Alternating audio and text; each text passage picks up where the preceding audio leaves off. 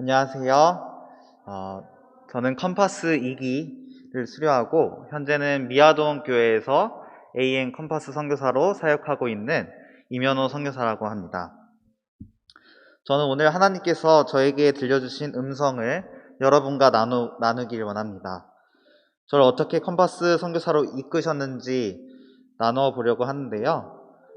여러분 각각 개인에게도 하나님의 음성을 듣는 시간이 되길 간절히 바라겠습니다. 오늘 세익교회에 온다고 해서 굉장히 감회가 새로웠는데요. 왜냐면은 제가 나눌 이야기 속에도 세익교회가 등장하거든요. 그래서 이 장소가 저에게는 굉장히 의미 있는 장소여서 굉장히 설렜습니다. 벌써 꽤 오랜 시간이 지난 이야기인데요. 지금 생각해도 굉장히 신기합니다. 당시 저는 재수를 하고 우여곡절 끝에 대학에 들어가 첫 시험을 기말고사를 지내고 있었습니다. 열심히 공부를 하고 있는데 어떤 한 누나가 저에게 연락을 했습니다. 공부는 하고 있었지만 너무 오랜만에 연락이 닿아서 안부를 나누었습니다. 그런데 그 누나가 현재 지금 뉴욕에서 선교사로 살아가고 있다고 얘기하는 것입니다. 그래서 너무나 신기해서 이야기를 듣고 있었는데 갑자기 저에게 뜬금없이 너도 선교사 한번 해보지 않을래? 라고 물어보는 것입니다.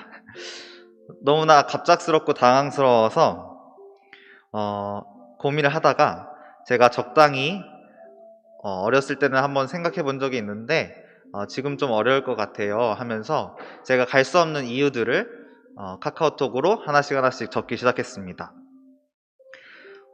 재수를 했던 저는 앞으로의 시간이 너무나 부족한 것 같이 보였고 군대 문제와 그리고 저의 진로 특성상 시간이 많이 필요하다고 생각이 들었습니다. 그렇게 여러 가지 이유를 적고서는 보내려고 하는데 뉴욕에서 전화가 왔어요. 아직 보내기 전에. 그래서 제가 적었던 그 내용을 다 말로 설명을 해주었습니다. 제가 이래서 갈 수가 없습니다. 그런데 그 말을 다 듣더니 누나가 한마디 해주었습니다. 그래도 한번 기도해보지 않겠냐고. 그래서 기도하기로 하고서는 전화를 마쳤습니다. 그런데 신기하게도 그 전화가 끝나고 일주일 내내 그 선교사라는 단어가 저희 마음을 계속 울렁거리게 만들었습니다. 그래서 저희 아버지한테도 한번 상담을 했습니다. 이러한 제의가 들어왔는데 제가 가는 게 맞을까요? 라고 물어봤는데 저희 아버지도 역시나 저와 똑같은 이유를 얘기해 주시면서 지금은 적절하지 않는 것 같다고 말씀해 주셨습니다. 그래서 처음 일단은 그렇게 마음을 접었습니다. 그런데도 불구하고 하나님의 요청은 계속되고 있었습니다. 그렇게 시험이 끝나고 저의 대학 첫 방학을 맞이하게 되었습니다. 그때 마침 저희 고등학교 친한 친구가 연락을 했습니다. 그 친구도 재수 생활을 하고 같은 해에 대학교에 진학을 하게 되었습니다. 그 친구가 이렇게 말했습니다. 첫 대학 방학을 하나님께 드려보지 않겠냐고. 그래서 이게 무슨 말인가 물었더니 36대 세이에서 하는 제자 훈련을 같이 가자고 하는 것입니다. 저는 사실 36대생이 아니라서 제자 훈련이 무엇인지 잘 몰랐습니다. 그냥 친구가 성경 공부도 하고 좋은 시간이 될 것이라고 해서 따라갔습니다. 왔는데 새벽부터 말씀 묵상을 배우고 전도법도 배우고 피곤하면서도 정말 유익하고 재밌는 시간을 보냈었습니다. 2주 정도가 지났는데 말씀에서 하나님의 사랑이 굉장히 뜨겁게 느껴지기 시작하는 것입니다. 사실 저는 고등학교 때 개인적인 하나님을 만났다고 이미 생각하고 있었는데요. 말씀에서 하나님이 이렇게 느껴지고 뜨겁게 말씀하시는 것은 처음 느꼈었습니다. 그러니 마음이 너무나 뜨겁고 행복한 것입니다. 이제 집을 가려고 하는데 갑자기 세이 교회에서 봉사대를 같이 가자고 하는 것입니다. 저는 사실 훈련이 마치면은 2주 훈련이 마치고 봉사대로 가는 건지를 몰랐었습니다. 근데 다들 당연히 가야 되는 것처럼 저를 끌고 가는 것입니다. 그래서 저희 마음이 또 너무나 뜨거웠기 때문에 봉사대를 영남36 고등학교, 중학교로 같이 쫓아가게 되었습니다. 그곳에서 가서 또 배우게 된 것은 하나님의 사랑을 나누는 것이 얼마나 행복한지 경험하게 되었습니다. 정말 열심히 봉사를 하고서는 마지막 봉사대의 피드백 시간에 이렇게 표현했습니다. 천국이 이러한 분위기가 아닐까요? 라고 생각했습니다. 하나님을 위해 봉사하는 것이 이렇게 행복한다는 것을 이제 깨달았습니다. 라고 얘기했습니다. 이렇게 하나님께서는 저의 마음을 점점 준비시키고 계셨습니다. 이제 드디어 봉사대가 마치고 집에 가려고 하는데 또 그 친구에게 전화가 다시 왔습니다. 현우야, 이번엔 선지자학교 교사를 해보지 않을래? 네. 근데 그때는 정말 거절할 수가 없었습니다. 저의 마음이 이미 뜨거워졌고 하나님을 위해 봉사하는 것이 이렇게 행복하다는 것을 이제 깨달았기 때문에 거절할 수가 없었습니다. 그렇게 한 달이 지났는데도 그 시간이 전혀 아깝지 않았습니다. 바로 또 선지자학교 교사 수련회를 하러 출발했습니다. 2박 3일 정도의 교사 수련회가 있었는데요. 두 번째 날 저녁 헌신의 시간이 있었습니다. 헌신의 시간이 바로 이 자리, 이 장소에서 있었습니다.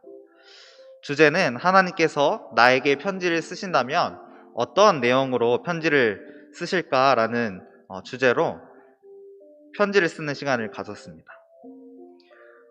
제가 저쪽 뒤쪽에서 편지를 쓰기 시작했는데 처음에는 집중이 잘 되지도 않고 하나님께서 나에게 어떤 말씀을 하실까 생각하는데 전혀 떠오르지가 않았었습니다. 그래서 다시 무릎을 꿇고 간절히 기도하고서는 다시 펜을 잡았습니다. 그렇게 펜을 잡고 적으려고 하는데 제 생각을 적는 것이 아니라 마치 마음속에 글씨가 쓰여지는 것처럼 하나님의 음성이 느껴지기 시작했습니다. 점점 시간이 지날수록 하나님께서 강하게 임재하신다는 느낌을 받았습니다. 온몸이 떨리기 시작하면서 하나님의 사랑을 느끼기 시작하니 눈물이 펑펑 쏟아졌습니다. 한참을 울면서 편지를 막 적고 있는데 사회자가 하나님께서 우리에게 어떤 편지를 들려주고 싶은지 한번 읽어보자고 했습니다. 그리고는 그것에 있는 모든 편지를 모아서 3개의 편지를 한번 읽어보자고 이야기했습니다. 저는 그 말을 듣는데 처음에는 이 편지가 나에게 주신 하나님의 분명한 음성이어서 그 편지를 내고 싶지 않다고 생각을 했었습니다. 그런데 순간 이 편지가 하나님께서 주신 편지가 분명하기 때문에 이 편지는 읽힐 수밖에 없다는 마음의 확신이 들었습니다. 그래서 편지를 내고 기다렸습니다. 첫 번째 편지가 뽑혔습니다. 저희 편지였을까요? 네, 저희 편지가 처음에 아니었습니다. 두 번째 편지, 제 편지가 읽혔을까요? 네, 아닌 걸 어떻게 아시죠? 같이 있으셨나요? 편지가 읽히지 않았습니다. 그런데 신기하게도 마지막 하나가 남았는데 그 편지가 제 편지가 읽힐 것이라는 확신이 떠나가지가 않는 것입니다. 여러분 그러한 경험을 해보신 적 있나요? 알고도 소름이 돋는 경험? 마지막 3번째 편지를 꺼내는데 이 편지가 내 편지구나 라는 확신과 함께 초록색 편지가 올려졌습니다. 그리고 사회자가 한참을 보더니 이 편지에는 사랑이라는 표현이 굉장히 많네요 라고 하였습니다.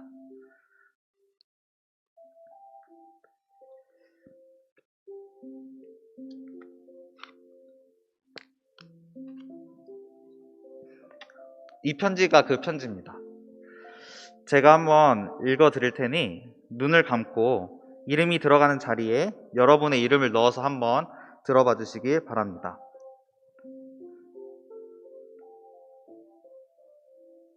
나의 사랑하는 아들 현우야, 사랑하고 그리고 또 사랑하고 그리고 또 사랑하는 나의 아들 현우야, 너와 함께하고 싶구나. 너와 함께하니 정말 행복하구나. 나는 너가 나와 함께함으로 행복하길 원했는데 이제라도 그 기쁨에 참여해서 너무나 고맙다. 다시 한번 널 사랑한다고 말하고 싶다. 난 널 정말 사랑해서 부르고 또 부르고 또 불렀어. 얼마나 보고 싶었는데 이번 기회를 통해 너와 더욱 가까워지고 싶은데 그렇게 해줄 수 있겠니? 그동안 너랑 얼마나 대화하고 싶었는데 이젠 나랑 대화해줄 수 있겠니? 나랑 매일 만나자. 너랑 매일 함께하고 싶었어.